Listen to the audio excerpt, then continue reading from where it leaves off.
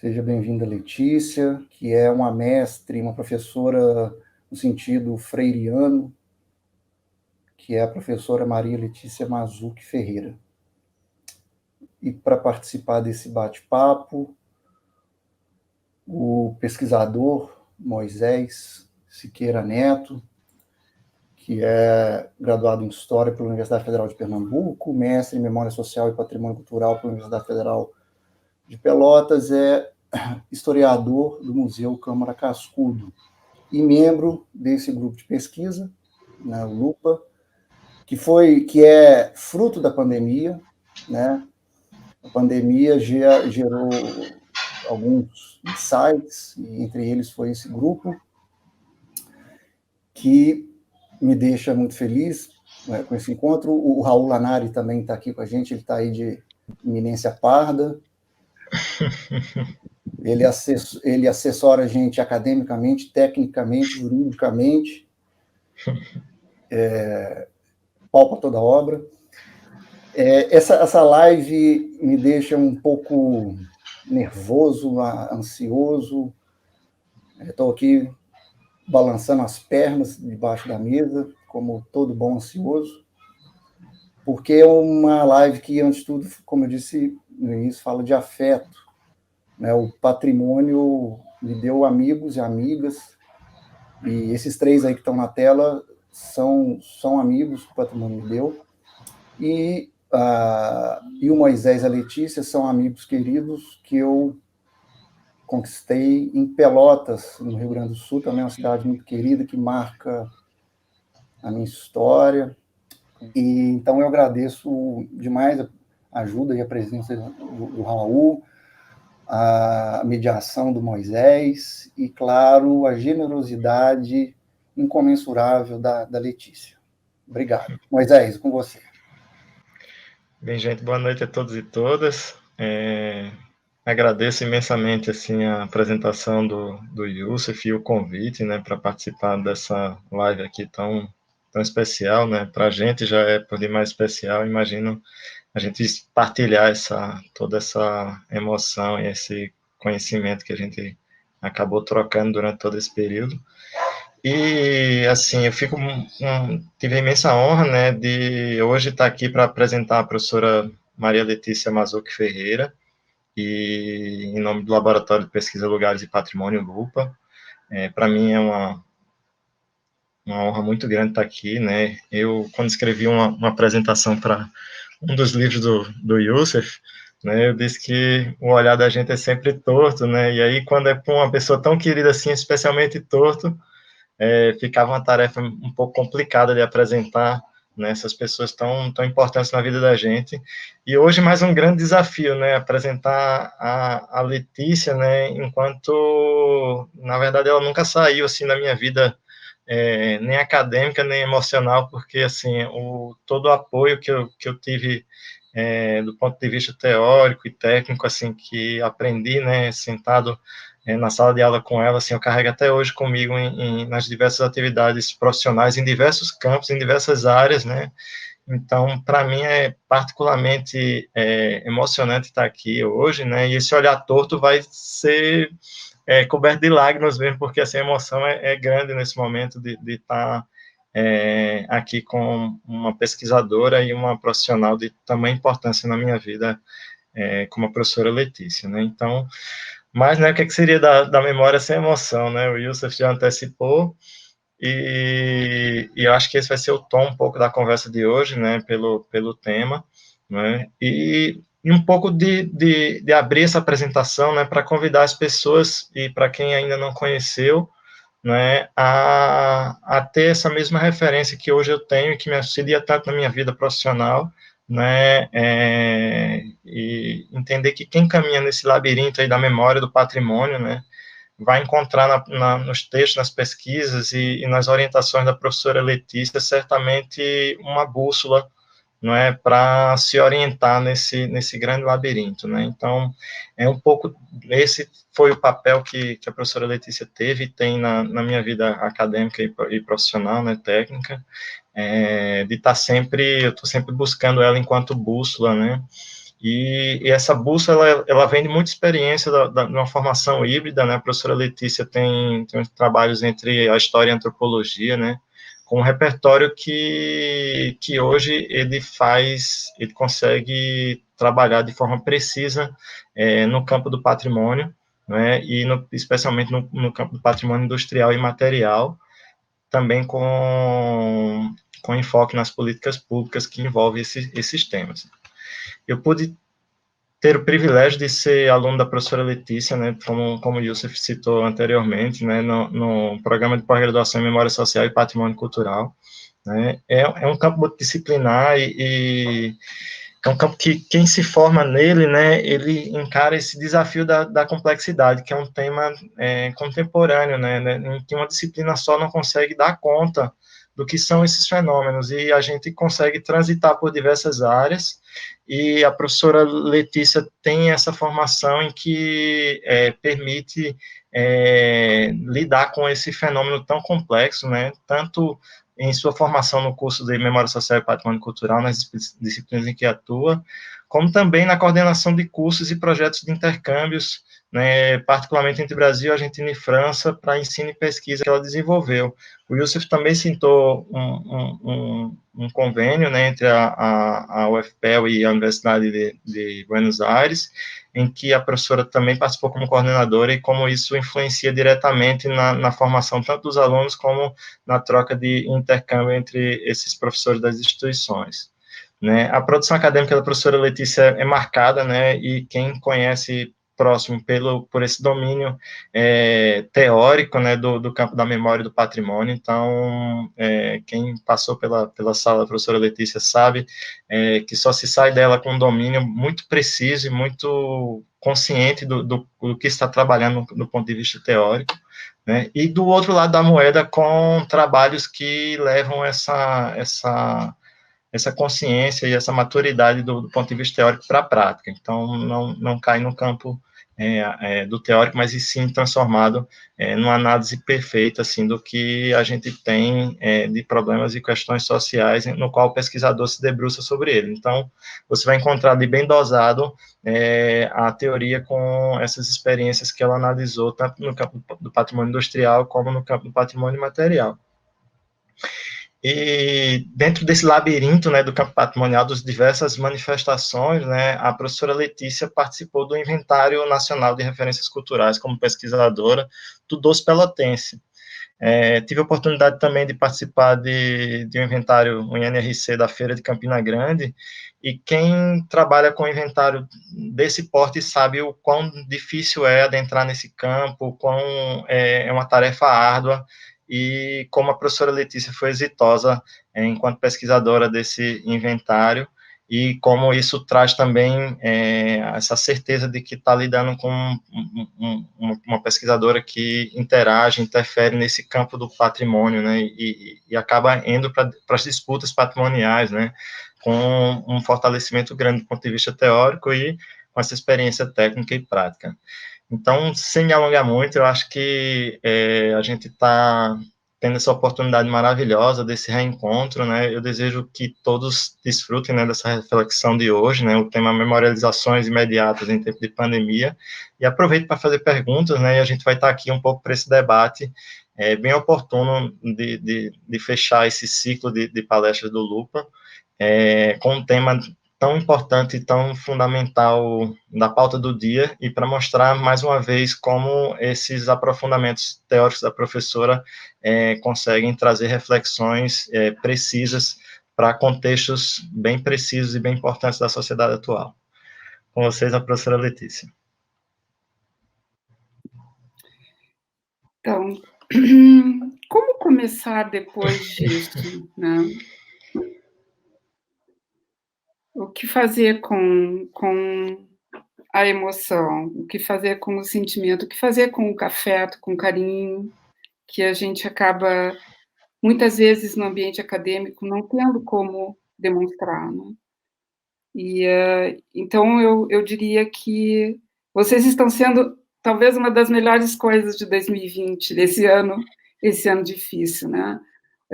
Reencontrar pessoas tão queridas, tão tão importantes, os nossos cases de sucesso, como eu digo, né, lá no programa, e amigos que ficaram amigos.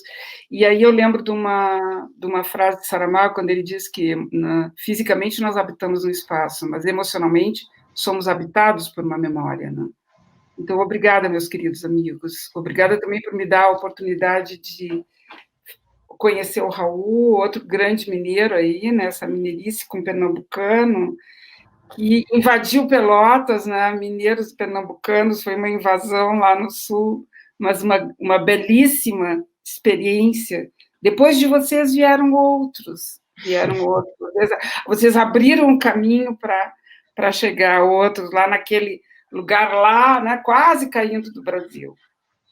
Muito obrigada, meus queridos amigos, patrimônio da Afetos, e também a memória nos permanecerá sempre como a memória de vocês e a memória desse momento. Então, eu queria agradecer essa oportunidade de estar aqui, queria agradecer as pessoas que estão nos assistindo, e queria pedir licença, uma licença sempre de alguém que precisa de um texto para acompanhar. Eu vou tentar ler devagar, mas eu vou ler para não me perder. Então, entendam que isso é sempre algo que a gente faz para não ficar, às vezes, em frases redundantes. O tema dessa fala é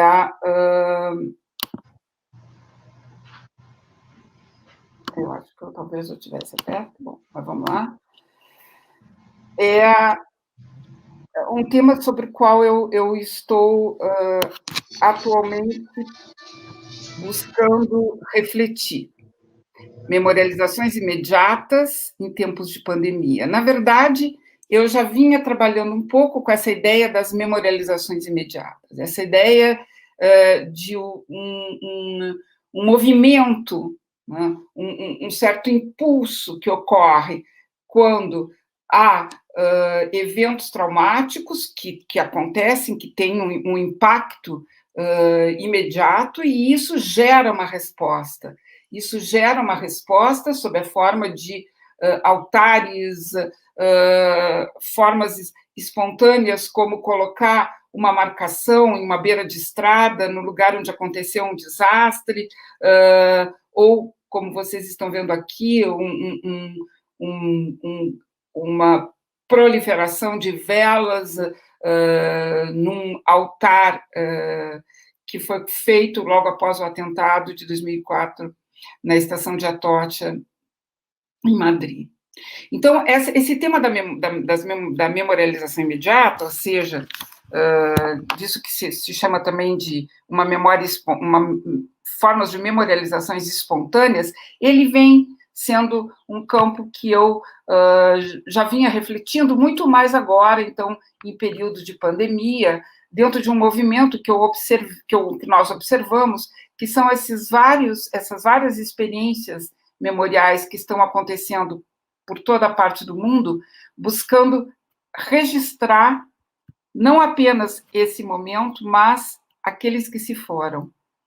Então, eu começo dizendo, no dia 11 de março de 2020, né, o diretor-geral da Organização Mundial da Saúde anunciou que a Covid-19, doença causada pelo coronavírus, ela era caracterizada a partir de então como uma pandemia. Naquele momento, já 114 países atestavam a existência do vírus e, conforme dados da Organização Mundial da Saúde, inúmeras medidas sanitárias elas começaram a ser instituídas nos países afetados, o uso de dispositivos de proteção e higienização, o distanciamento social, que em alguns lugares se caracterizou por um confinamento prolongado, e, no limite, a adoção do lockdown, medida de bloqueio absoluto da circulação de pessoas no espaço social. Ao mesmo tempo que essas medidas restritivas eram adotadas pelo poder público, e não sem contradições e descumprimentos, como no caso brasileiro, crescia exponencialmente o número de contaminados e vítimas fatais do Covid-19. A velocidade com que o vírus se propaga se fez sentir nas mudanças bruscas que se impuseram, e ainda se impõem, aos indivíduos em suas vidas cotidianas. A morte pelo Covid ocorre, em geral, no anonimato do ambiente hospitalar, sem presença de próximos, sem rituais fúnebres, sem os gestos que declaram socialmente a despedida e instauram o tempo do luto.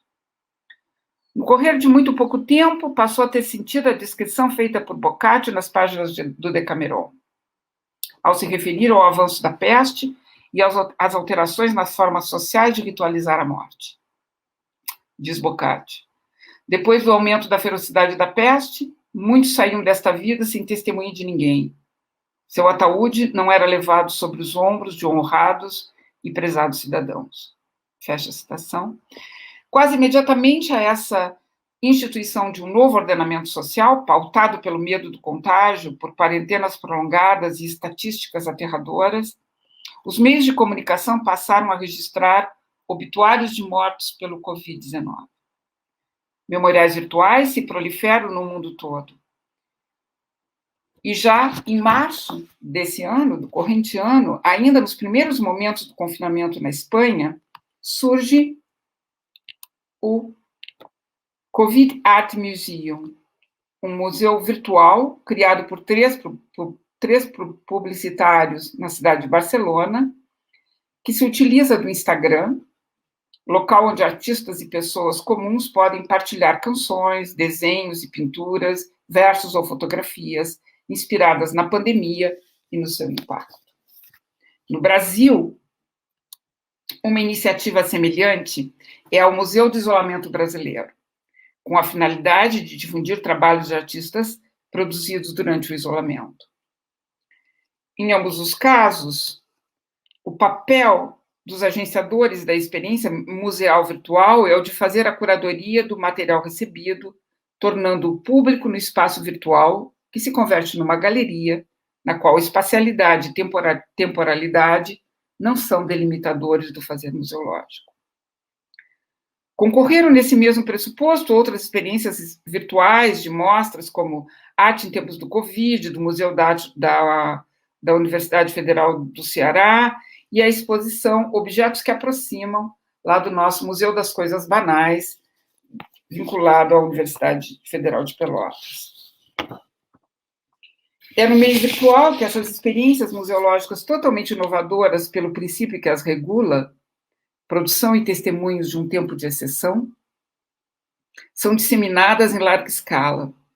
E se, por um lado, recuperam uma percepção individual, criativa e até mesmo lúdica do isolamento, por outro, se convertem em formas de compartilhamento de produções artísticas e memoriais, que são disseminadas em larga escala pela especificidade do meio comunicacional no qual são expostas.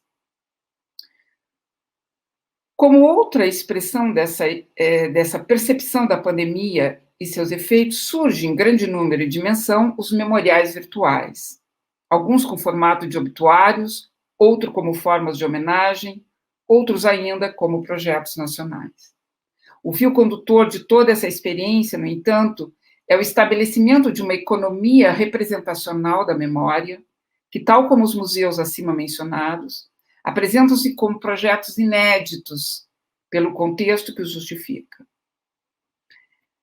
Nesse sentido, multiplicam-se memoriais cuja ênfase é o registro dos mortos pelo Covid-19, retirando-os do anonimato através da inserção de dados biográficos que singularizam cada nome integrante das intermináveis listas.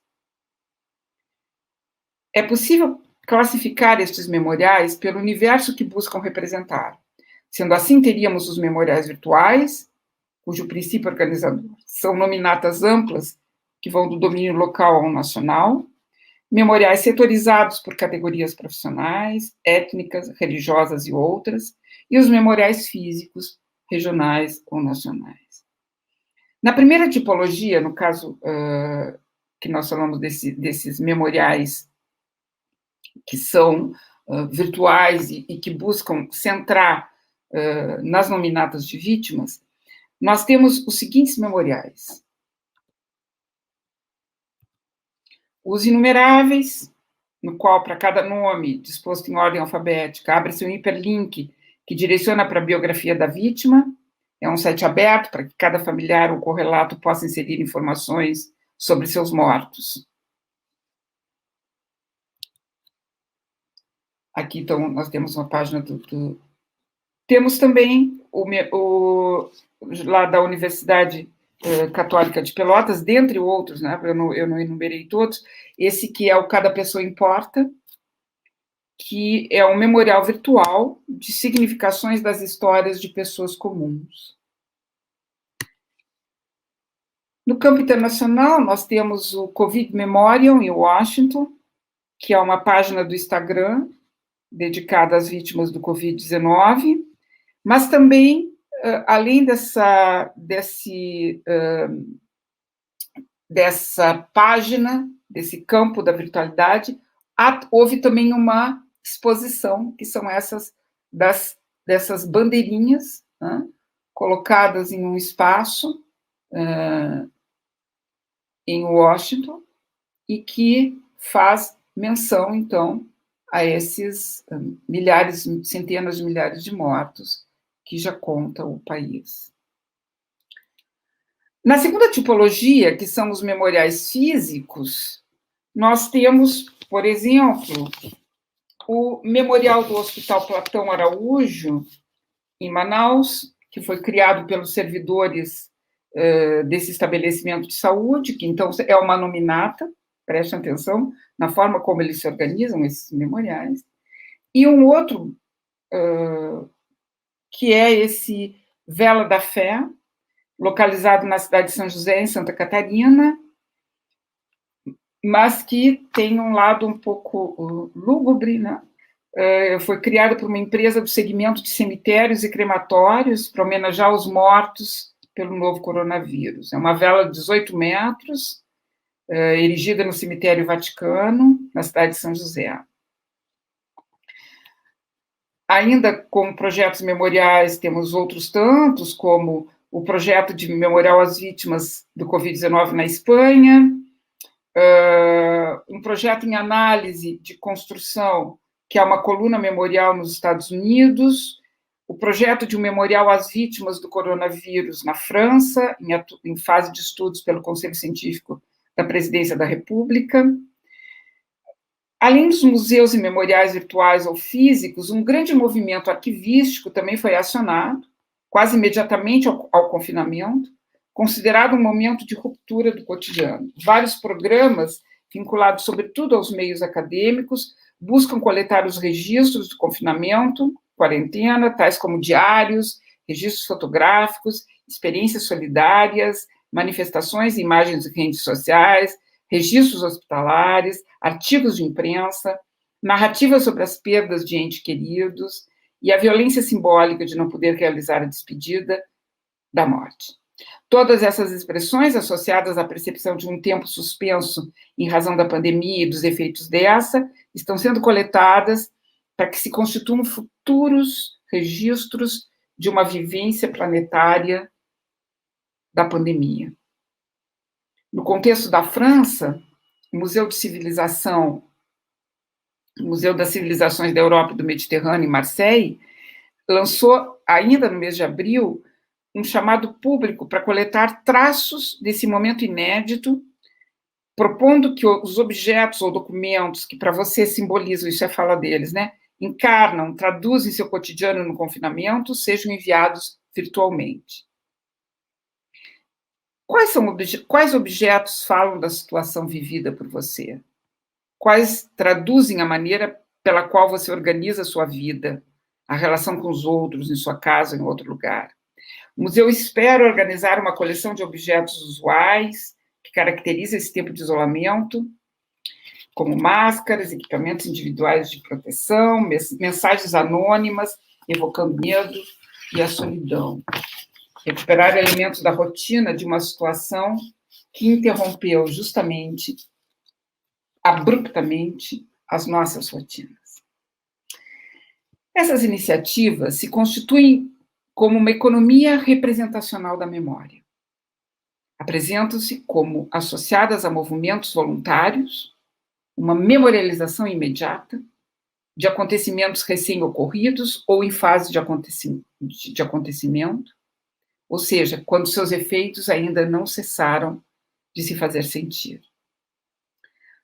A instituição de formas memoriais que derivam de acontecimentos traumáticos não são inéditas na história da humanidade, sendo que elementos contemporâneos, como a edificação de memoriais, a inclusão de nominatas de mortos no espaço público, surgem ainda durante a Primeira Guerra Mundial. Durante a Primeira Guerra Mundial já havia associações de mães que buscavam recuperar os corpos dos filhos que ficavam naquela no man's land, trazê-los para que eles fossem inumados nos seus lugares, quando elas conseguiam, e faziam, emolduravam os espaços públicos com imagens desses jovens que estavam em campos de batalha. Os cemitérios memoriais de soldados de diferentes nacionalidades mortos em solos francês, por exemplo, as extensas listas de nomes de soldados mortos, inscritas em diversos suportes por todo o país, a formação de coleções privadas de objetos retirados dos campos de batalha e que passaram a constituir acervos de pequenos museus, as imagens que os cemitérios, as imagens, a estatuária que reproduz, através de uma iconografia muito dramática, elementos visuais que estão no nosso repertório ocidental, como as pietás, que se apresentam aqui, a mãe desesperada frente ao corpo do jovem, um corpo destroçado pelo inimigo, enfim, eu trago isso para dizer a vocês que há uma sequência, há uma memória, inclusive dessa memória, e que se projeta dentro da nossa constituição visual, memorial e patrimonial dos tempos contemporâneos. Se as principais formas de representação de uma memória pública de eventos de violência extrema encontram suas origens no pós-Primeira Guerra, incluindo a memorialização e musealização de lugares que sediaram esses sofrimentos coletivos, é no pós-1945, no pós-Segunda Guerra, que a experiência de implantação de um museu no maior campo de morte nazista vai ser fundamental para pensar museus, patrimônios em torno de memórias traumáticas. As primeiras iniciativas de musealização de Auschwitz-Birkenau, cuja inauguração oficial foi em junho de 1947, tiveram início um ano após a liberação do campo pelas tropas soviéticas e foram ativadas por sobreviventes como forma de instituir uma memória que, todavia, demoraria algum tempo para se consolidar como memória coletiva, tal sua impactante carga de violência. Há um registro, né, de que logo após a libertação do campo, em 1945, o campo Auschwitz fica abandonado e a população local da pequena cidade de Oswiecim vai buscar madeira, ferros, tudo aquilo que fosse possível ser utilizado nos seus ambientes do campo abandonado, dos dormitórios abandonados. É nesse momento que um grupo de ex-prisioneiros resolve, então, habitar o lugar, ali morar, ali residir, fazer uma horta, fazer um jardim, para evitar que esse local, que antes lhes havia sido o verdadeiro lugar da morte, do genocídio, do extermínio, da tortura, que ele desaparecesse, que as coisas ali deixadas que eram objetos de uso cotidiano, elas fossem, então, subtraídas e que não mais ficassem esses testemunhos do que foi. Então, essa é uma expressão extremamente importante dessa questão de uma tomada, né? Há um protagonismo desses sobreviventes no sentido de constituir uma memória desse lugar. Mas o que significam estas formas chamadas memoriais espontâneos, que proliferam por todo o planeta diante de eventos trágicos coletivos? Como eles se diferem, como diferem os chamados memoriais monumentos, dos chamados memoriais monumentos, ou mesmo dos pequenos altares dispostos em beiras de estradas, com caráter votivo, demarcadores dos lugares da tragédia. A ideia de memoriais espontâneos, de acordo com Erika Doss, foi originalmente cunhada pelo folclorista Jack Santino, em um ensaio sobre locais de assassinato na Irlanda do Norte, que se tornaram santuários, lugares que passaram a ser visitados por famílias e apoiadores de vítimas de assassinato político, lugares fisicamente transformados por seus presentes de flores, bilhetes e outros objetos, lugares aos quais eram atribuídos status especiais, até sagrados, pelos atos ritualizados dos peregrinos urbanos cotidianos.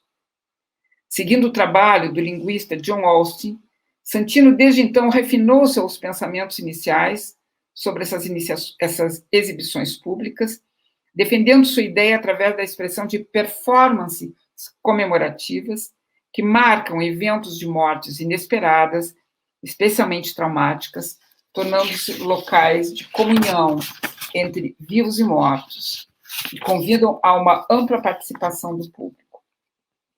Como ele observa, memoriais espontâneos, aspas, exibem a morte no coração da vida social. Entretanto, tal como afirma Erika Doss, o uso do termo espontâneo seria impróprio, pois por mais improvisados que sejam esses lugares, são formas públicas de expressão do luto, ritos de lamentação pública que visam expressar e, de certa forma, controlar a dor, e apresentam similitudes, recorrências de formas de apresentação, uma produção cultural que preside a organização dessas expressões, os altares, como vocês estão vendo aqui, o uso de imagens, as inscrições nas paredes, consumo de materiais efêmeros, como velas, flores, bichos de pelúcia, cartas. São lugares da atividade simbólica e da experiência humana organizada. Tais memoriais podem ser os indutores de uma atividade memorial permanente e institucionalizada. Por exemplo, o caso dos arquivos de Manchester, o memorial da estação da Atocha, em relação ao atentado de 2004. Ou respondem ao apelo emocional coletivo e têm a duração da comoção do momento. É o caso, por exemplo, aqui desse imenso, né, depósito de flores, de corações, de cartas que aconteceu na frente do Palácio de Buckingham quando da morte da princesa Diana. E também aqui, por ocasião do atentado ao hebdomadário Charlie Hebdo, em Paris. Em todos os casos, estas expressões de uma memória imediata buscam converter o luto em um elemento de coesão social. Uma das primeiras experiências de memorial espontâneo foi o que ocorreu no Memorial do Vietnã, no chamado Muro Comemorativo, obra da arquiteta descendente de imigrantes chineses, Maya Lin, inaugurado em 1982. Nesse muro de granito negro estão gravados os nomes dos mais ou menos 58 mil soldados mortos e desaparecidos durante a Guerra do Vietnã. Dispostos por data de morte, os nomes estão gravados em alto relevo, e desde os primeiros momentos pós-inauguração, observou-se que, além das pessoas buscarem copiar os nomes, também deixavam coisas que, no primeiro momento, os guardas locais pensaram tratar-se de objetos esquecidos, como fotos, objetos pessoais, flores, bilhetes, cartas, bichos de pelúcias. Vejam como há uma replicação desses mesmos elementos da cultura material, mas também dessa cultura kit, dessa cultura que vai para além de uma cultura do luto. Mas também sandálias Vietcong e uma moto Harley Davidson. De tal forma, o volume de objetos ali deixados foi sendo significativo que, após um determinado período, a administração do memorial entendeu que eram práticas memoriais e que tais objetos deveriam compor um memorial do memorial, que é esse que, então, está agora em fase de... Ele já funciona como um arquivo desses objetos, e que está em fase de implantação como memorial para visitação. Os memoriais temporários são práticas que se originam em movimentos no interior de grupos sociais e se distinguem das formas comemorativas oficiais e constituem uma expressão do que Érica Doz denomina como memória-mania. Voltando aos memoriais do Covid, podemos levantar algumas perguntas, como os sentimentos de luto são mediados em memoriais contemporâneos? Que papel desempenham as emoções na construção e significado desses memoriais? E que papéis tais memoriais desempenham na produção da subjetividade individual e pública? O que essas práticas memoriais nos dizem sobre quem, sobre o que é considerado memorável na consciência histórica contemporânea? Uma das expressões do luto público, os memoriais caracterizam essa memória imediata que também se faz acompanhar de manifestações de empatia às vítimas, tais como Somos Todos Kiss, Je suis Charlie, etc., e de uma cultura material associada aos modelos de memoriais que se repetem, caracterizando o que Paul Williams, na sua obra Memoriam Museums, define como uma transnacionalização da lembrança, do sofrimento, através da emergência de dispositivos culturais destinados a encontrar soluções simbólicas a um passado marcado por lembranças traumáticas. Ou ainda, tal movimento memorial de transnacionalização e globalização é apontado por Henri Rousseau como uma recorrência de formas de representações do passado traumático, nos levando a pensar em estruturas, matrizes memoriais que estão em nossos repertórios contemporâneos. Os memoriais temporários são produtos criativos da necessidade emocional, que ajudam a mediar a crise provocada por uma perda repentina. A cultura material do luto que eles incorporam demonstram essa forte inclinação do imaginário contemporâneo, que deposita nas coisas o poder de negociar emoções no espaço público da memória. Diferente, por exemplo, dos altares domésticos nos espaços privados. E tal como afirma Érica Doz de novo, as coisas constituem uma cultura de massa moderna, que valoriza a impermanência e a descartabilidade, a fim de alimentar padrões de consumo. Essa estética da efemeridade, tal como nos coloca Arjuna Padurai. Como outras formas de comemoração pública, Os memoriais temporários são auxiliares de memória. Ficam os mortos através das listas de nome. Conferem visibilidade através dos obituários. Compartilham o luto numa comunidade de anônimos. Despertam empatia com as vítimas. Mas, igualmente, são ações políticas. Expressam a revolta. Simbolicamente desafiam o medo frente à morte, afirmando a vida, a democracia, por exemplo, no caso dos memoriais aos atos terroristas.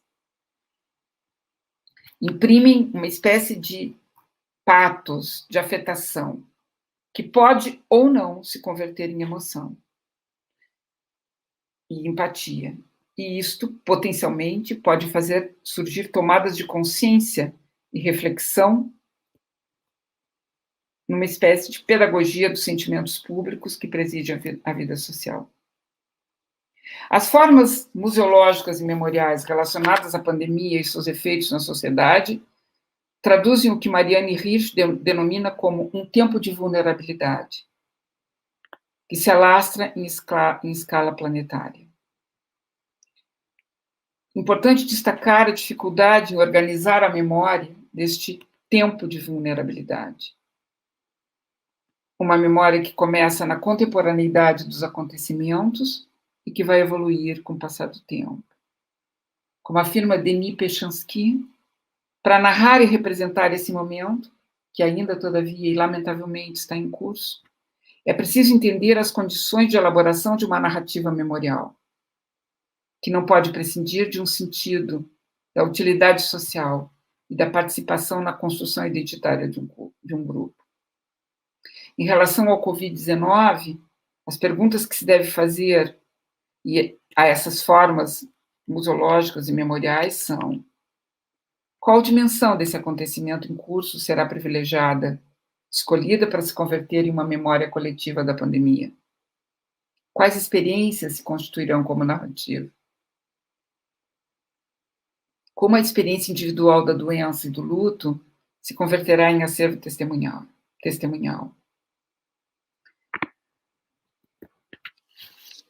Buscando estabelecer uma linha interpretativa que aproxime as experiências museológicas e memoriais associadas ao Covid, observa-se que as experiências que aqui vimos também irrompem na cena pública como agenciadores de uma memória difícil, que, todavia, busca estabelecer sentidos de pertencimento. A matéria tangível e intangível que formam esses memoriais espontâneos, esses memoriais passageiros, esses memoriais que talvez se percam com o tempo, elas buscam constituir-se no campo do indizível. Como traduzimos através dela o medo de algo invisível? Como universalizamos essas experiências e suas negações? Com qual léxico nós vamos apresentar as vivências da perda e a violência da morte sem testemunhos? Com que instrumentos mostraremos o cenário social marcado por outras perdas, como, por exemplo, as perdas de trabalho? Ao mesmo tempo, essas experiências memoriais buscam imprimir no visitante, observador, leitor, o reconhecimento da experiência do outro como sendo sua própria vivência e reconhecendo na pandemia um fato social que aponta para múltiplos campos, como políticas públicas, como a dimensão cultural da doença, como as diferentes formas de cuidado e assistência, as fraturas e debilidades sociais, as formas veladas de exclusão, de preconceitos, bem como as estratégias de solidariedade que evidenciam nossa dimensão mais humana. Como formas simbólicas de representação da memória individual e coletiva, estes memoriais constituem-se como narrativas que questionam o presente e o passado, invocando-os através de uma reconfiguração discursiva, singularizando e, ao mesmo tempo, universalizando essas experiências pandêmicas, retirando os mortos e as vítimas de um oceano de mortos e inomináveis, devolvendo-lhes nomes e a individualidade. Interrogar o que restará ou sobreviverá de tudo isso é retornar ao princípio que regula e orienta o que ficará como memória coletiva de um tempo ainda sem tempo. É retornar a Maurice Halbwachs, quando fundamenta que, para recordar-se, necessitamos estar em relação com os outros, para que possam garantir a fidelidade de nossas memórias. Bem, era mais ou menos isso que eu queria trazer aqui para vocês, mais do que tudo como uma reflexão que, conforme eu disse, ela ainda está em curso, porque nós ainda, todavia, enterramos nossos mortos, né? Nós ainda, todavia, mudamos os nossos cotidianos, mudamos a nossa forma de estar no mundo, mudamos a nossa forma de comunicar. Exemplo disso é o que estamos aqui pensando, o que estamos aqui fazendo. Então, como analisar essas irrupções da memória, quando ainda, todavia, ela ainda nem bem se constituiu, e ver as formas como ela se reveste, se as recorrências que elas apresentam de outras estruturas memoriais, ou, melhor dizendo, como a memória se apresenta sob a forma de estruturas memoriais que nós aprendemos a reconhecer e a reproduzir. Então, era isso que eu queria trazer aqui para vocês. Espero não ter me alongado muito e estou aberta aqui para que a gente possa seguir conversando. Muito obrigada, amigos. Nossa, Letícia, eu me reportei aquela sala no último andar, quando ainda era na Santa Tecla do mestrado, quando assistia suas aulas, e não me canso de aprender te ouvindo. Para tentar estimular um pouco aí os tímidos a começarem a fazer suas questões, eu queria te fazer uma pergunta. Fui anotando aqui e acabei me perdendo completamente, mas antes de eu conhecer o conceito do físico Márcio Campos, do Sulear, né, e que lembra tanto Torres Garcia, né, e a América do Sul desenhada fora do que é padronizado, né? A minha passagem pelo mestrado e sendo seu aluno me fez um pouco tirar esses paradigmas teóricos e metodológicos e eurocêntricos, sabe? Muito antes de ouvir decolonialidade, conhecer decolonialidade, eu acho que eu já comecei a decolonizar o meu conhecimento, até porque eu venho de um curso super colonizador, que é o curso de Direito, né? E o mestrado abriu minha cabeça, né? A disciplina que eu cursei, além da disciplina de outros colegas, mas a sua foi fundamental, né? Tanto para a minha dissertação quanto para a minha tese. Conheci Bergson, Halbach, Tornatori, Candeau, tá? Conheci e aprendi, né? Eu costumo dizer para os meus alunos que o Pierre Nora e o lugar de memória é o conceito mais mal usado dentro das pesquisas em torno de história e patrimônio, como se ele falasse sobre si mesmo, né? Lugar de memória é autoexplicativo, né? O Baden-Powell dizia que o instrumento mais mal tocado do mundo é o violão. Qualquer um acho que pega e vai e toca. Inclusive, eu sou um desses mal tocantes. E o conceito de lugar de memória ele vai nessa trilha, assim, como se ele fosse autoexplicativo e se remetesse à memória é lugar de memória, né? E aí eu tenho pensado nisso, e você provocou um som de confusão na minha cabeça. Acho que isso é bom, né? Isso é bom. Desse tempo do luto. Isso na psicanálise é algo... E aí que eu estou falando como estudioso de psicanálise. Estou falando como um analisado. Um analisando, em análise, né? Porque não existe fim de análise, né? E esse tempo do luto é imprescindível para o amadurecimento. E com a questão da era digital, de uma pandemia, um tempo de exceção, como você disse, com distanciamento, muitas coisas têm sido relativizadas, eu acho. Inclusive o tempo do luto. Né? O luto tem aquelas suas fases, entre elas a negação, a raiva, e que depois passa pela negociação, né? pela aceitação, enfim, essas memórias espontâneas, né? Ainda que essa espontaneidade seja imprópria, né? Às vezes um conceito não mais adequado, mas essas performances comemorativas me dão essa impressão, primeiro, de um dever de memória. Uhum. A questão aconteceu, a gente não pode deixar de esquecer desde já. Né? Isso antes mesmo da pandemia, estou dizendo desses fatos que causam comoção social, né? Essa justiça, essa relação entre... Eu tenho uma anotação desde a sua aula, em 2009, que eu nunca consegui transformar num artigo, que eu tenho vontade, mas nunca consegui desenvolver. Que, quando você falou da justa memória, e eu deixei aquilo anotado, ficou lá e durante um tempo a gente passa, até de conseguir se colocar no mercado com a área que a gente se preparou, a gente comete muita fraude acadêmica. Eu estou falando de mim. Né? Eu passei 7 anos em faculdades particulares de Direito, dei 15 disciplinas diferentes. Alguns colegas me chamavam de livre docente.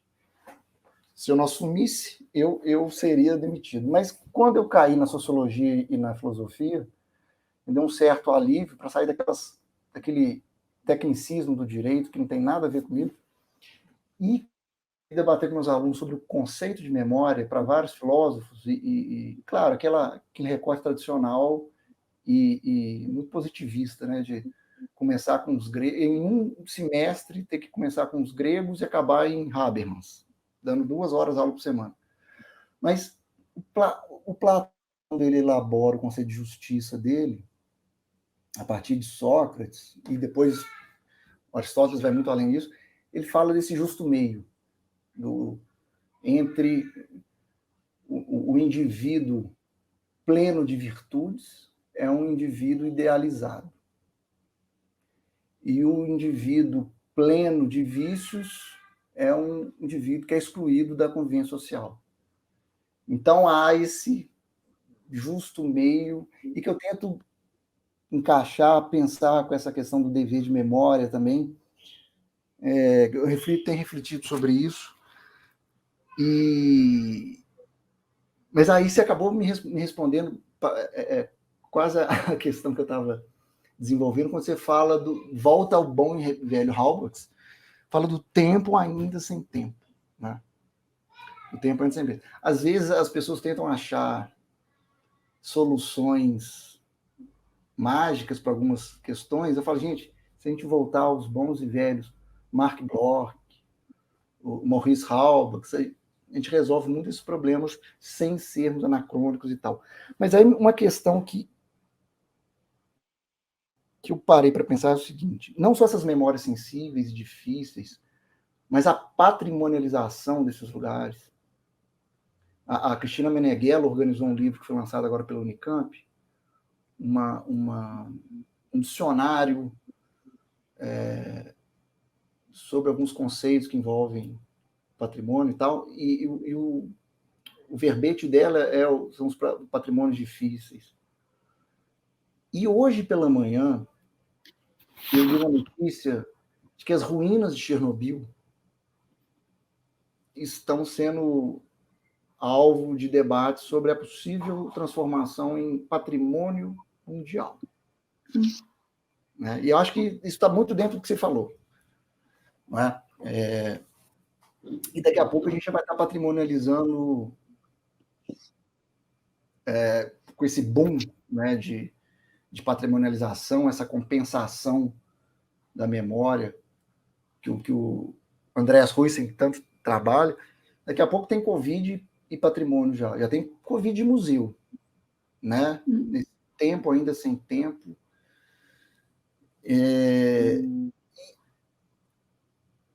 E só para concluir, na verdade não é uma pergunta, é só uma reflexão, é só um... Quando eu vi essa notícia sobre Chernobyl, eu fui pesquisar quantos bens patrimonializados no território da antiga União Soviética são reconhecidos como patrimônio da humanidade. Claro que eu não ia dar conta do território todo, mas eu fiquei em Rússia e Ucrânia. Todos os bens patrimônio da humanidade, ou patrimônio mundial, não que sejam sinônimos para alguns mais afeitos a filigranas, mas os primeiros patrimônios mundiais desses dois países são reconhecidos em 1990. Não é por acaso. Né? Só após a queda do Muro de Berlim, né, com a crise da União Soviética já pelas tabelas, que esse organismo ONU, que é ocidental, né, que é eurocêntrico ainda, vai começar a fazer esse reconhecimento. Enfim, falei muito e não falei nada. Não sei se você quer complementar ou se o Moisés já quer levantar alguma pergunta, porque já estão surgindo algumas perguntas aqui para a gente. O que você prefere? Você quer comentar alguma coisa? Não, acho que o Moisés podia, se quiser, e depois a gente faz um comentário mais. Microfone, Moisés, por favor. Eu fico com essa sensação do Youssef desse momento, dessa aula, né, que a professora Letícia trouxe aqui para a gente, né, de retomada justamente dessas aplicações tão precisas, né, do conceito de memória no nosso contexto atual, assim, como isso foi forte, né, e trouxe para a gente um ensinamento que hoje tem sido um diferencial na vida profissional e acadêmica, né, um termo tão usado e abusado, né, por diversas disciplinas e profissionais, e a gente pode observar, né, nessas inquietações que a professora Letícia trouxe aqui, a utilização precisa dos termos e como eles se operacionalizam na nossa vida social, né, e como eles são importantes para a gente compreender um fenômeno que os profissionais de diversas áreas, campos do saber precisam estar aptos a lidar com ele, porque ele está acontecendo e ele é um fenômeno social importante, né? Muitas vezes o historiador passa a vida inteira estudando um pedaço do determinado período que mudou muito pouco a realidade social da humanidade ou da sociedade que ele vive, né? E a gente está diante de um fenômeno que realmente está transformando de A a Z, né? Assim, aspectos simbólicos, a realidade material, né? Uma série de questões que estão sendo hábitos e sobretudo, lidar, né? E aí a professora Letícia trouxe com maestria isso, com o que está acontecendo e o que, quando cessar, como é que vamos lidar em relação com o que aconteceu, não é? Atualmente são 180 mil, né, mortos por Covid aqui no Brasil, e no mundo, assim, um número realmente grande, com os quais os diversos profissionais de diversas áreas vão ter que lidar com isso, né? E a professora trouxe essas inquietações, eu fiquei também aqui já me perguntando, né, enquanto historiador, enquanto quem trabalha no campo dos museus, o que é que nós estamos fazendo nesse momento em relação a isso, né? E aí esses mecanismos, precisamente a professora trouxe aí autores e fenômenos que já foram analisados no campo da memória, né, como é que eles ajudam a entender esse momento novo, né? A gente está vivendo uma pandemia que já ocorreu, mas diante de um contexto radicalmente novo, né? A gente está num momento que realmente está trazendo novas situações. Ultimamente eu tenho andado mais com atores sociais do que autores sociais, das sociais,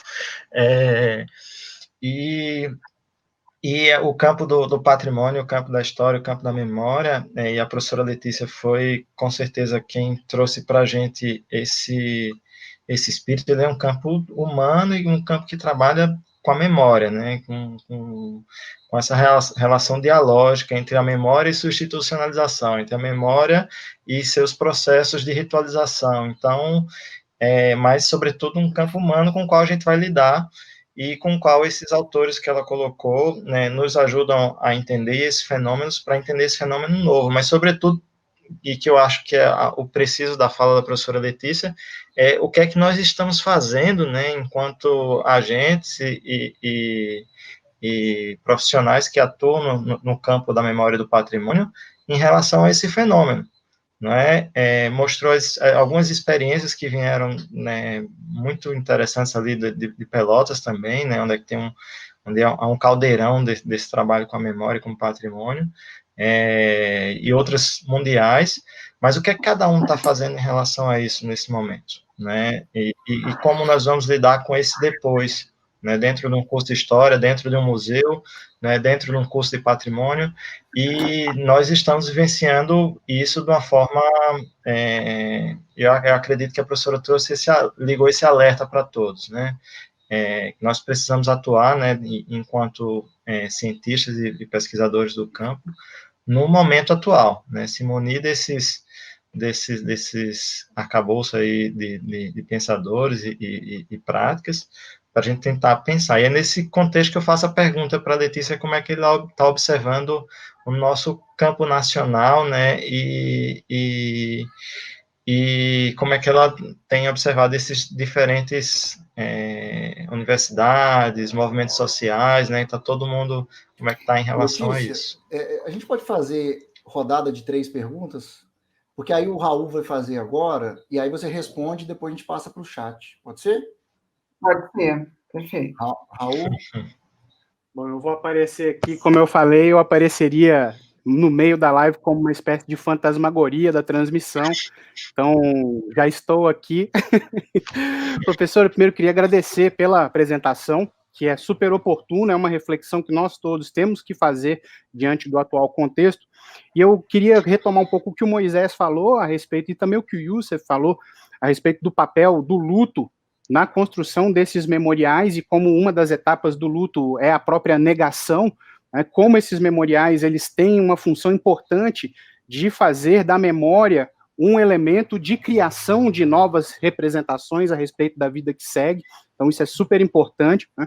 Mas há uma outra forma de negação que ela não diz respeito ao luto, e que ela está ligada ao negacionismo que existe hoje em dia, não só no Brasil, mas no mundo, especialmente com relação à Covid, aí aos debates a respeito da vacina e tudo mais. Então, a pergunta que eu queria deixar aqui é, como se dá, então, essa relação entre esses memoriais, espontâneos ou não, a respeito da Covid-19, e os movimentos negacionistas que abundam pelo mundo, infelizmente, fazendo com que nós tenhamos que reafirmar que a Terra é plana, né?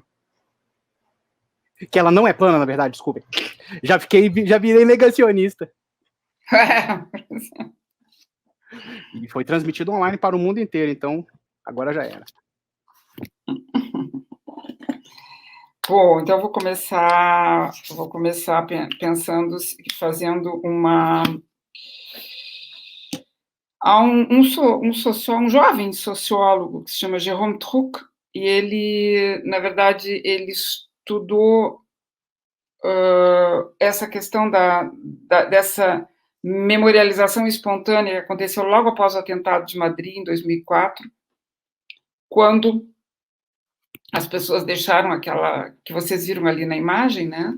Aquilo inundou os corredores da estação de metrô de Atocha, e diariamente, então, o setor de limpeza do metrô tinha que ir lá retirar as velas, retirar as flores. Isso aconteceu durante algumas semanas. Finalmente, então, decidiram a direção do serviço de metrô e da estação de trem decidiu, então, fechar esses corredores, não impedir que as pessoas depositassem essas homenagens, esses objetos, e iniciar um processo de construção de um memorial que efetivamente ocorreu e que efetivamente existe. É um memorial que fica no centro, na convergência de 3 avenidas, e ao qual tem acesso através de um corredor subterrâneo que sai da estação de Atocha e chega no memorial. Entretanto, e é esse o tema da tese do Jérôme Truc, esse novo memorial, o memorial institucionalizado, o memorial construído para ser memorial, ele passou a ser esvaziado. As pessoas não iam visitar. E numa outra pesquisa que ele fez, ele entrevistou pessoas, madrilenhos e não madrilenhos, e ele verificou que os madrilenhos, ou as pessoas que moravam em Madrid, que moram em Madrid, raramente, assim, numa porcentagem altíssima, tipo 80% da amostra, tinha visitado o memorial. Então, a partir daí ele começa a pensar algumas coisas. E ele faz uma construção que se chama, ele diz, a memory of place, a memória do lugar, e a place of memory, o lugar da memória. Na verdade, esse memorial institucionalizado, outra vez outros tantos que a gente vai ver por aí, eles não, nesse caso de Madrid, ele não se converteu em um place of memory, no sentido desse lugar onde tu depositas de uma forma intencional, artificial, a ideia de um concentrado de memória, a memória como um vestígio, como um resto, mas que fica como uma forma sob a forma de comemoração. Então, em base a isso, Memory of Place e Place of Memory, a memória do lugar, a memória que estava lá nos corredores da estação, é em base a isso que talvez a gente possa também pensar essa questão desses memoriais contemporâneos. E há um outro elemento importante, que é esse elemento da pulsão, né? O elemento da pulsão, essa pulsão que nos acompanha como humanidade, quer dizer, fazer uma ritualização da morte, da tragédia, marcar isso, de uma certa forma, nos acompanha. Qual é o novo? O novo é que isso agora ocupa um lugar na cena pública, para que justamente, através desse compartilhamento, ele adquire esse sentido desse place of memory, né? O segundo aspecto que eu queria salientar é que isso se dá num tempo de vulnerabilidade. Esses memoriais espontâneos, essas formas de memorialização espontâneas, elas se dão num momento de vulnerabilidade. Já aconteceram, por exemplo, logo após o ataque às Torres Gêmeas, imediatamente após o ataque, já se começou a falar em um memorial, já as pessoas começaram a depositar também perto do lugar, não no lugar, mas perto do lugar, imagens dos desaparecidos, imagens dos mortos, flores, etc. Então, há uma pulsão memorial. Há uma pulsão memorial que acontece no momento em que se colocam, então, em questão, é um momento de crise que parece que, até por um movimento de preservação, não é que se queira impedir que o passado passe, né? Que esse passado passe, mas parece que se quer impedir que essa memória se esvaneça. Esse é um primeiro momento, mas ele se transforma. Daí a ideia desse efêmero, dessa efemeridade dessa pulsão. Um terceiro aspecto que o Youssef traz e que ele fala de Chernobyl, e aí nós poderíamos pensar Chernobyl, Hiroshima, o Memorial em Hiroshima e tantos outros, fazem parte daquilo, constituem parte daquilo que atualmente nós trabalhamos como patrimônios negativos. Patrimônio negativo é um conceito, quer dizer, é uma herança que não se queria receber como herança, né? São patrimônios que não se queria ter como patrimônios. Então, essa ideia do patrimônio negativo, ela hoje é extremamente operacional para poder pensar que tais lugares, eles não se convertem em patrimônio por uma necessidade emocional, identitária, eles se convertem justamente por uma necessidade, volto ali àquela ideia da pulsão, de trazê-los como testemunho. Eles são o testemunho. Essa ideia de um testemunho que extrapola a questão da narrativa humana, extrapola o testemunho como sujeito, extrapola o testemunho como apenas a vítima, né? Então, é nesse sentido que Chernobyl e outros tantos lugares se convertem nesses patrimônios negativos. Mas há um outro elemento, Youssef, que eu não vou discutir aqui, porque não é não é o tema dessa, embora isso possa depois se tornar, né?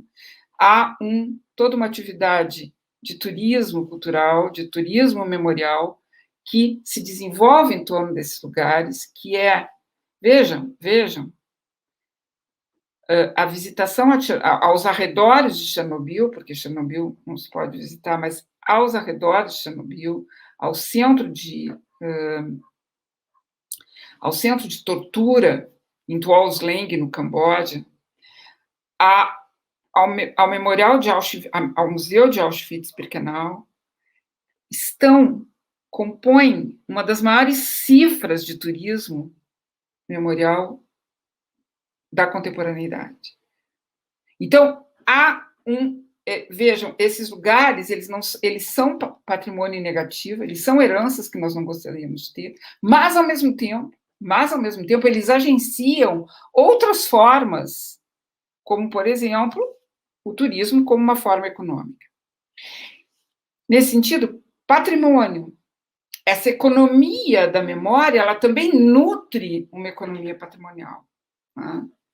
Que talvez é o que vai acontecer nesse pós-pandemia, com algumas manifestações, alguns lugares, como esses objetos de uma cultura pandêmica, como a máscara, como o face shield, eles vão se converter em acervos museais.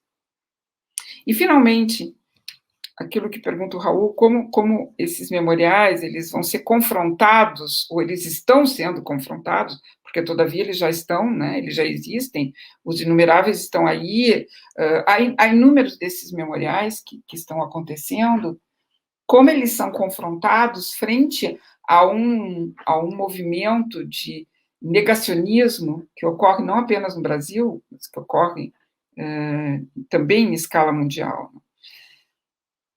De novo, e mais uma vez, eles justamente são o testemunho, né? Eles ficam para afirmar esse lugar do testemunho, esse lugar do vestígio, esse lugar do rastro, esses place of memory, esses lugares que afirmam pela sua natureza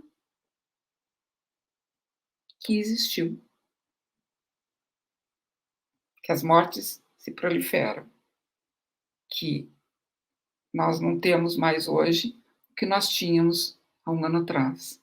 Ou seja, nós estamos com um horizonte que nos coloca à frente, que é absolutamente incerto, nesse tempo profundo, tempo de vulnerabilidade. Então, eu acho que, mais ou menos por aí, eu penso que a gente pode analisar. Aqui eu estou vendo que tem algumas perguntas, como... Sim, eu posso, se você quiser, ler para você. Por favor. Aí eu vou fazer o seguinte, eu vou sair da tela de novo, e aí eu vou projetando essas questões aqui para que todos possam visualizá-las. Peço licença, então. Legal. Letícia, então eu faço as 3 perguntas e aí a gente encerra, tá bom? A primeira pergunta é da Cláudia Leal, do IFAM, inclusive hoje é aniversário dela, mandar um abraço grande para ela. A Cláudia diz o seguinte: pensando em memoriais de perdas que fogem ao controle das pessoas, guerras, pandemias, a curadoria, entre aspas, individual, espontânea dos afetados de acervos, não seria uma forma de controlar as narrativas? E aí ela continua. Pode ser entendida como uma maneira de afirmar a importância não apenas coletiva, mas individual de cada uma e de todas as perdas? Essa é a questão da Cláudia. A segunda pergunta é da Maria Isabel, nossa aluna lá do programa de pós-graduação em História da UFG. Boa noite, meu nome é Maria Isabel, sou aluno do mestrado do PPGH. Quero agradecer imensamente pela fala da professora Letícia. Seus textos têm sido de fundamental importância para a minha pesquisa sobre as memórias do acidente radiológico do Césio 137 em Goiânia. No espaço público de Goiânia, houve um movimento voltado para o apagamento das marcas desse ocorrido. Como lidar com essas práticas, até mesmo institucionalizadas de esquecimento? E, por fim, a Luciana Souza, que é pesquisadora do MAST, pergunta o seguinte: professora, gostaria de saber se você poderia falar um pouco mais sobre uma geopolítica da memória, ou das realizações da perda, num cenário futuro de pós-pandemia. A musealização da perda considerará o lugar que o Sul global assume dentro do capitalismo ao longo de sua história. Na verdade, é uma pergunta, né? A musealização da perda considerará o lugar que o Sul global assume dentro do capitalismo ao longo de sua história? Territórios que fornecem vidas, mercadorias em esquema de necropolítica? São as 3 questões.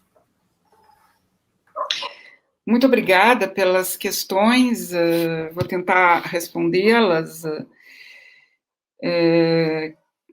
A pergunta da Cláudia, na questão da curadoria, como não seria a curadoria desses lugares, porque mesmo sendo formas espontâneas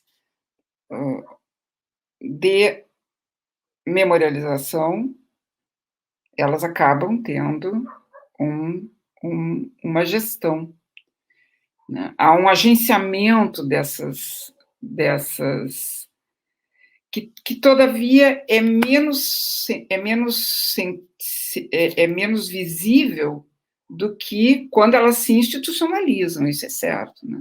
De toda forma, toda a prática curatorial, ela é uma forma de controlar as narrativas. Ela é. Por quê?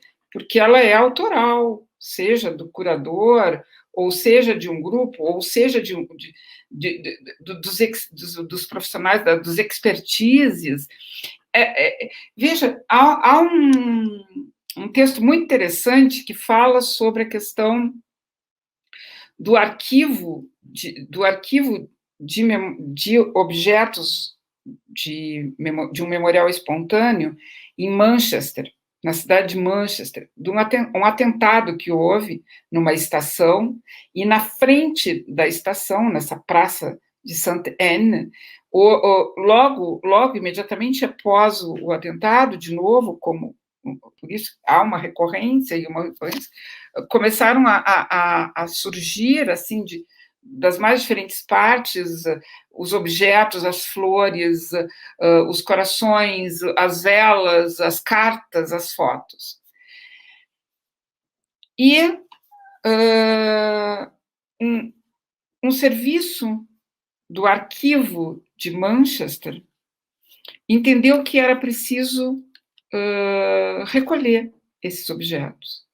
Recolher esses objetos, que seriam, então, descartaram os que tinham matéria orgânica, como as flores, como as velas, e os outros, iniciou-se um processo de uma espécie de arquivo aberto.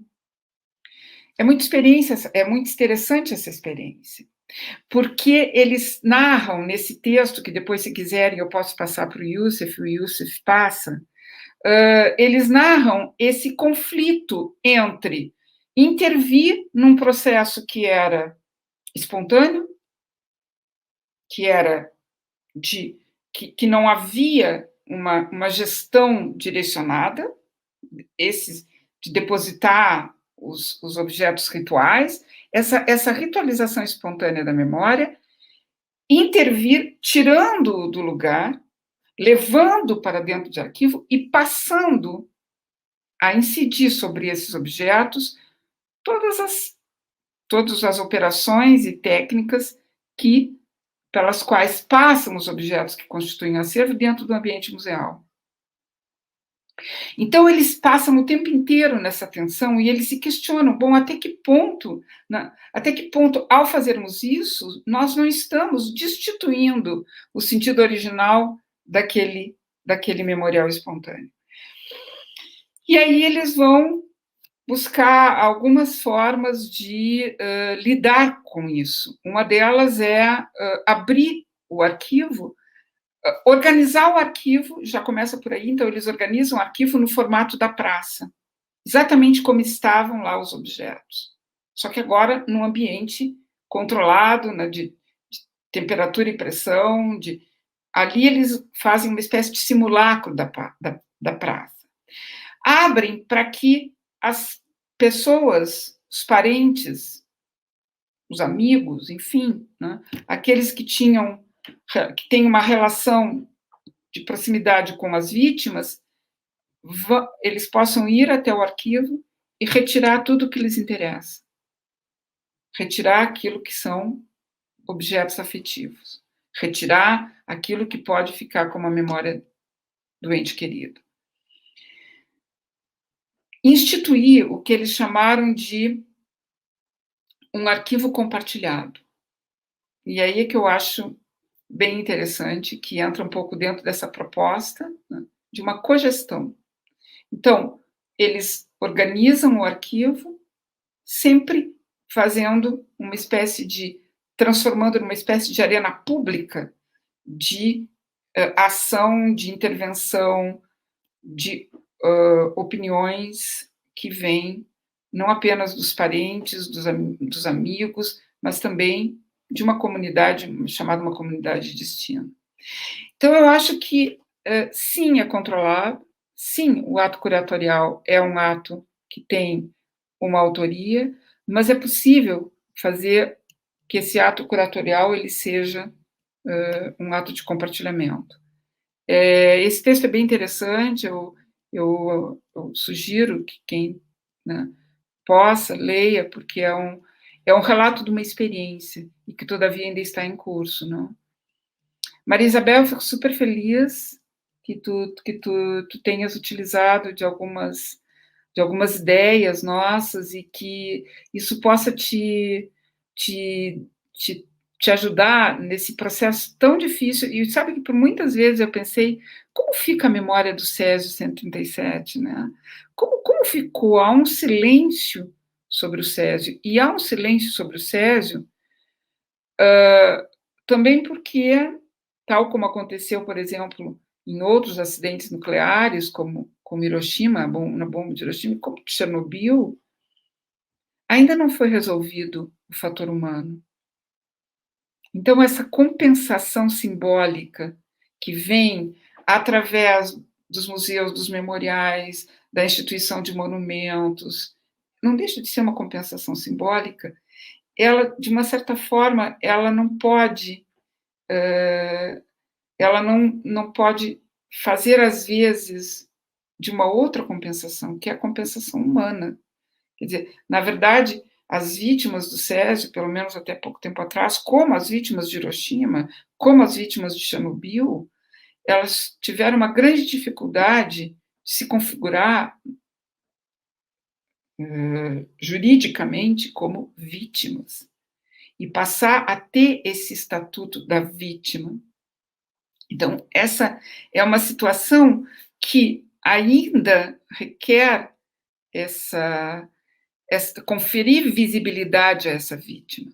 Claro que os memoriais são extremamente importantes. Eu mesma trabalho no desenho de um projeto de memorial de uma das maiores tragédias aqui no Rio Grande do Sul, que foi a Boate Kiss, né?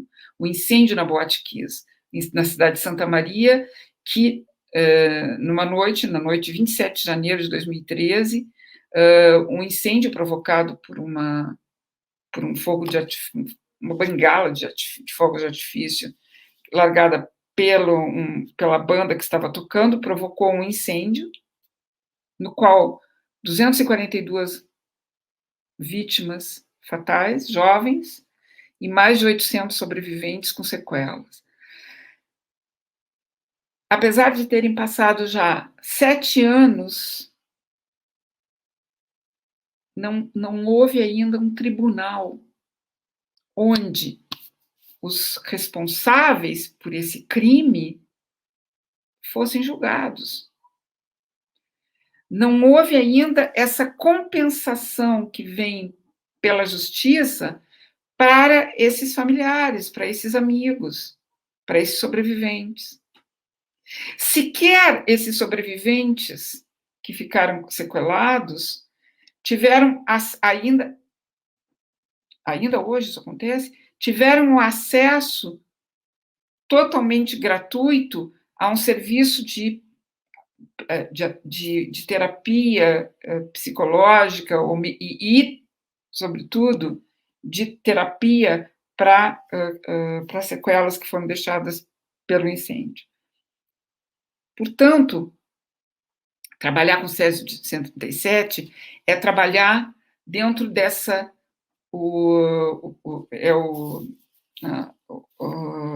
uma ideia que o Primo Levi traz, que é essa zona cinzenta, né?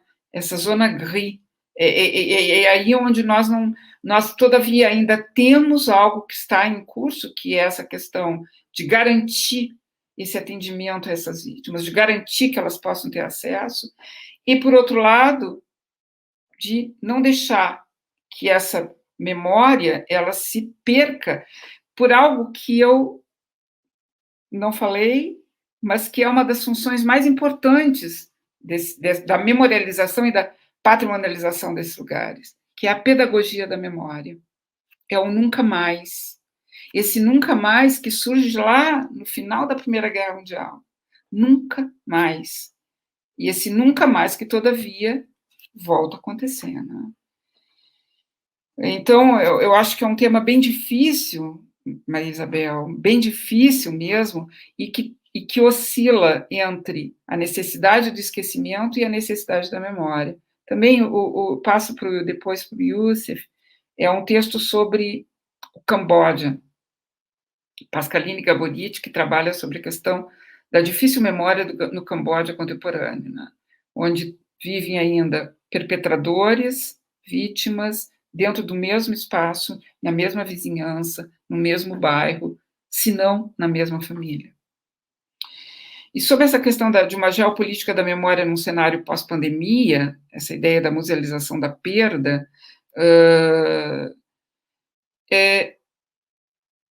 eu acho que pensaríamos que há hoje, dentro daquilo que o Henri Rousseau fala de uma globalização da memória, uma transnacionalização da memória, verificamos esse movimento.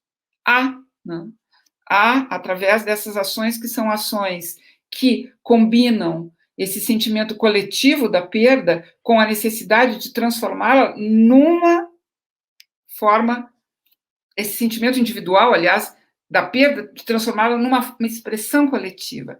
Então, como vai se dar essa musealização da perda? Bom, essa é a grande questão que se coloca a partir de agora. Quer dizer, a partir de agora não, porque, todavia, ainda estamos em curso. A questão é como vai se constituir uma memória coletiva desse momento? Como vai se constituir uma memória coletiva de tudo isso que nós estamos vivendo? Do medo, do temor, né, das perdas que acontecem e que estão acontecendo nas nossas vidas, né, das dificuldades que nós estamos tendo de pensar que um Estado nos protege, ao contrário, né? Então, é certo que há diferenças, é óbvio que vai haver diferenças, é óbvio que os franceses estão pensando numa musealização, lá o museu, o Mucem de Marseille está pensando numa musealização desses objetos da cultura material, enquanto que nós aqui estamos pensando que essa cultura material nem chegou efetivamente a se constituir numa cultura, porque usar a máscara não, exceto nas zonas em que ela é obrigatória, ela passou a ser quase que um divisor entre aqueles que banalizam, os negacionistas, e os que têm medo, né? Portanto, hoje nós estamos à véspera de viver um momento muito difícil, gente, que é festas de Natal e Ano Novo.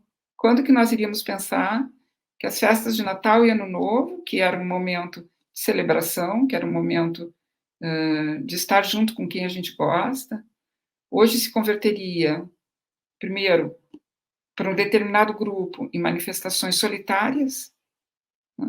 Nós não vamos chamar ninguém, nós não vamos buscar os nossos parentes de longe, e para um segundo grupo, num desafio frontal a esse momento de pandemia, porque eles vão buscar, porque eles vão se juntar, porque vai ter festa, porque vai ter Réveillon, porque vai ter gente, e janeiro se anuncia como sendo um dos piores e mais trágicos da história desse país. Então, como vai se dar essa musealização da perda? Nesse momento, eu penso que nós estamos entre a memória, essa memória que se dá como uma homenagem, então, esses obituários, esses memoriais espontâneos, eles são uma espécie de homenagem, de resistência, eles são uma espécie de resistência, eles são uma espécie de testemunho, eles cumprem diferentes papéis.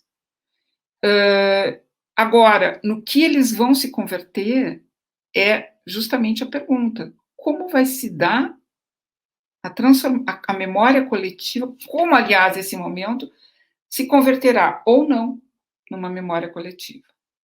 Para que ele se converta numa memória coletiva, ele tem que ter sentido. Ele tem que fazer algum sentido. O que não faz sentido não se converte em memória coletiva. Então, eu acho que eu ainda não teria uma resposta para essa pergunta, mas essa pergunta me inquieta. Com certeza me inquieta. Muito, muito. Youssef, querido, Moisés, Raul, você... Letícia. Muito bom. Maravilhoso. Moisés, a gente podia passar, então, para as declarações finais. Você quer começar, Moisés? Ligando o microfone, não se esqueça. Perdoem a falta de hábito aqui. Agradecendo aí essa aula da Letícia, né, essa convivência mais uma vez, assim, muito proveitosa. Confesso que estou saindo daqui super pensativo e reflexivo sobre nosso papel nesse processo todo. Eu acho que a gente tomou muito um papel de vítima, né, e dentro desse processo todo de tentar se ancorar em algumas questões que são particulares, mas nós somos profissionais e atuamos dentro de um campo muito importante, que é esse campo da memória do patrimônio, e nós não podemos nos negar, nesse momento, a articular e a pensar sobre isso, e é esse o convite que a professora Letícia fez aqui hoje, né, essas inquietações que ela tem, de certa forma, precisam ser partilhadas e levadas para onde a gente alcança, né, para a gente tentar lidar com essa dimensão da memória desse momento que a gente está vivendo. Então, eu acho que fica a reflexão e a importância, mais uma vez, que eu falava aqui há pouco e que se concretizou após essa palestra maravilhosa, é essa, assim, como a Letícia traz precisamente essa articulação entre esses conceitos e as teorias sobre memória, e como a necessidade de a gente aplicar e transformar isso em tecnologias, transformar isso em práticas, transformar isso em ações dentro desse grande campo tão falado da memória, tão falado do patrimônio, e um pouco entendido dentro da sua complexidade e, sobretudo, pouco trabalhado de forma mais precisa e com esses instrumentos que a gente já tem dentro do campo da memória e do patrimônio. Então, mais uma vez, eu convido a todo mundo que está vendo a gente aqui, que depois vai se partilhar 1000 vezes em outros momentos, mas que as pessoas conheçam, né, e tenham esse prazer inenarrável de trazer esses pensamentos e as experiências da professora Letícia para a vida profissional de vocês. Eu acho que ficou esse recado dentro desse momento difícil, mas também é um momento de encontro, né, Letícia? Eu acho que a gente, em tanto distanciamento, né, a gente está se encontrando depois de 10 anos aí, quase, mais uma vez, né? Então, propiciado aí pelo Youssef e o Raul aí nesse momento, agradecer o convite de estar partilhando aqui com vocês.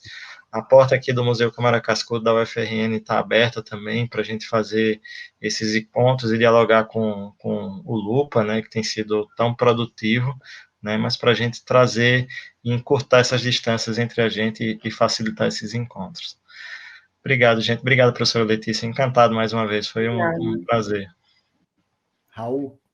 Obrigada. Bom, eu também queria agradecer a todos os presentes, primeiramente a professora Letícia, que, como o bom propósito do Lupa, é baseado até numa ideia do Tom Zé, que numa música vira e fala, né, que está nos explicando para nos confundir e nos confundindo para nos esclarecer. A ideia é justamente semear dúvidas e reflexões para que os pesquisadores possam adentrar ao campo de reflexão sobre o patrimônio cultural. Então, queria agradecer justamente por fazer brotar dúvidas, questões, hipóteses em nossas cabeças, para que nós possamos nos manter ativos na pesquisa, justamente sobre esses temas, que são temas difíceis, sobre esses patrimônios difíceis, que nós temos que nos colocar a refletir hoje em dia, porque é papel social do historiador e da historiadora e de todo o profissional dedicado à preservação do patrimônio. Então, agradeço muito pelas inquietações que você desperta na gente. Tá? Queria agradecer também ao Moisés, que eu não conhecia pessoalmente, e aí agora posso conhecer pessoalmente, porém online. É uma peculiaridade do contexto da pandemia, né? Se por um lado há, sim, muita dor e muita restrição, por outro lado também a gente pôde fazer uma série de lives e conhecer muitas pessoas, né? Isso é uma coisa que eu tenho mantido para mim como algo bom da pandemia, para que a gente continue a navegar, né? E agradeço ao Youssef, meu querido colega e amigo, que conheci justamente no concurso em que ele foi aprovado na Universidade Federal de Goiás. Eu brinco com a galera, falo assim, eu perdi o concurso, mas eu ganhei um amigo, então eu saí ganhando. Então, queria aqui deixar um super agradecimento ao Youssef pela parceria nessas lives do Lupa esse ano. O Lupa é uma criação da pandemia, ele foi criado no contexto da pandemia, então também foi uma forma que nós encontramos para lidar com o dilema que a pandemia e o isolamento nos trouxe. Então, queria agradecer muito pela oportunidade, falar que assim, nós vamos produzir muito ano que vem, porque essas reflexões, elas alimentam a nossa vontade de trabalhar com o patrimônio, e convidamos a todos para que continuem atentos, porque novos desafios virão e a gente continuará nas redes. Tá? Muito obrigado. Obrigada, Raul. Letícia, muitíssimo obrigado, viu? No início da live, quando eu estava falando, eu tentei conter o fato de ter ficado emocionado e tinha achado que tinha passado desapercebido, mas a Cláudia me escreveu, você está chorando? Eu falei, que isso, Cláudia? Que isso? Não! Eu sabia que seria intenso, mas achei que não sabia que ia me derrubar. Assim. Mas muito bom, foi incrível, estou muito feliz, estou muito... acho que esses eventos têm provado a mim mesmo que é possível se criar e se manter amizade na academia, por incrível que pareça, né? por incrível que pareça. E são amigos muito, muito queridos, vocês três, e essa turma que está aqui no chat, tem amigas queridas aqui também. Quero agradecer imensamente a você, Letícia, ao Raul, pela parceria nessas lives todas e outros projetos, ao Moisés, que, se a gente for contar a história... Sabe aqueles encontros pós-evento, né, um restaurante, um barzinho e tal? A resenha. Se a gente for contar as histórias de 2009, 2010, ninguém falava mais, né, Moisés? E isso foi muito intenso também é uma vivência, né? Nós éramos os estrangeiros lá no curso e a gente lidou com todas as complexidades do patrimônio na pele, né? E na história da gente. Eu acho que a gente tem essa bagagem para contar. Eu conto muito essa história para os meus alunos, Letícia. Na nossa turma eram 20 alunos, né, na turma minha do Moisés. Eram 15 gaúchas, 2 mineiras, uma goiana, eu e Moisés. Então, assim, e num certo seminário que você organizou em grupo e tal, uma colega gaúcha se levantou e disse assim: os estrangeiros podem ficar entre eles, num grupo entre eles? Eu nunca mais esqueci disso. Porque também a minha identidade nunca tinha sido colocada em xeque, né? Eu cresci estudando na casa do meu pai, depois na casa da minha avó, Minas, de repente, extremo sul do Rio Grande do Sul. Né? E é o que o Moisés falou, o que a gente teorizava em sala sobre identidade, sobre forjar identidades, e aí você e o Moisés, na aula seguinte, esse fato, Moisés provocou, falando sobre a invenção do gaúcho e do gauchismo. E ele foi quase que apedrejado. Você disse, não, o gauchismo é, sim, inventado como qualquer outra identidade. Né? Isso foi a causa de uma polêmica muito intensa. E depois, quando havia ainda nesse país, claro que são poucos exemplos, mas mestrado sanduíche, como o programa tinha, né? Eu e Moisés fizemos sanduíche no mestrado, né? numa instituição como a Universidade de Aires. E fomos, e dos 5 estrangeiros, desses 15, fomos os 5, com mais uma gaúcha para Buenos Aires. Para Buenos Aires. Então, assim, lá os estrangeiros e a gaúcha tornaram-se os brasileiros, né? Mas você já estava acostumado com isso, né, Yusser? Porque você vem lá de Juiz de Fora, não é?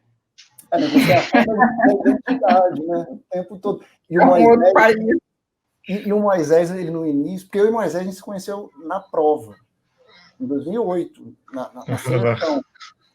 E aí a gente acabou se encontrando no aeroporto também. Aí eu até falei assim, nós vamos passar e vamos morar juntos. Isso em 2008. E aí eu cheguei, quando eu fui me mudar, tinha uma loja em Juiz de Fora que vendia artigos com temática do Clube da Esquina, e não sei o quê. Eu sei que eu comprei umas 10 camisas. Cada dia eu ia na aula com uma diferente. E o Moisés um dia falou assim, você está usando camisa de turista? E eu percebi como eu precisava, para mim mesmo, marcar minha identidade. Né? Só que o Moisés, quando me perguntou isso, estava com a camiseta com a bandeira de Pernambuco, aquele arco-íris enorme. Então, esse frase esse aspecto também, sabe? Então, Letícia, obrigado por tudo, viu? Eu passo para você encerrar, e aí eu vou te pedir para você permanecer um pouquinho. O Raul vai fechar a transmissão daqui a pouco, só para a gente fazer uma troca. Ok, uma conversa, tá legal. Então, eu queria, na verdade, fazer uma sugestão, fica aí um convite para a gente poder, quem sabe, né, já que vocês estão também com, por exemplo, o trabalho do SESI 137, pensar numa rede de uma pesquisa comum sobre essa questão desses patrimônios em lugares de sofrimento, dessas memorializações imediatas, que tem a ver com a questão das memórias traumáticas. Eu acho que seria extremamente interessante, sabe, pensar que esse projeto, que nós já temos aqui na UFPEL um núcleo, o NEM Plus, que é um núcleo de memória e patrimônio lugares de sofrimento. Realizamos um evento agora há pouco, e eu acho que temos em conexão com a Universidade de Rosário, com a Universidade de Medellín, na Colômbia, e seria extremamente importante se a gente pudesse ter essa conformação de uma rede envolvendo vocês, porque esse é um tema que ainda é muito recente, ainda é muito novo aqui no cenário brasileiro. Bom, o que dizer, né, dessas horas que se passaram, que a dimensão do tempo a gente só sente pelo afeto. É o tempo da duração, né? É o tempo esse que parece que passa como a ideia de um contínuo. Ele não... E eu, então, por essa razão, por ter vivido agora essa dimensão de tempo contínuo, de afeto, eu queria agradecer a vocês três, 2 mineiros e um pernambucano. Esses 2 mineiros fizeram história lá, viu, Raul? E, às vezes, não foi assim uma história tão assim, tá? Mas foi uma história, não vou entrar em detalhes, essas coisas de detalhe, de falar, nada disso, mas deixaram, assim, digamos assim, uma memória, uma herança, assim, mas enfim, né, foi, mas, né, né, guria, com essas carinhas, assim, de, né, santo, mas, enfim, deixaram história e deixaram memória, gente, muito obrigada ao pessoal que está aqui. E longa vida ao Lupa, pois é. Lupa, o que é o Lupa mesmo? É o grupo de pesquisa credenciado CNPq que eu e Raul coordenamos. Lupa de Lugares e Patrimônios. Lugares e Patrimônios, perfeito. Está vinculado ao UFG e já está credenciado no CNPq. Lupa, legal, linda essa lupa, uma lupa. Obrigada, pessoal, super obrigada. Obrigado a todas e todos. Bom Natal, que 2021 não seja tão pesado assim, mas que ele venha. Tchau, gente. Tchau.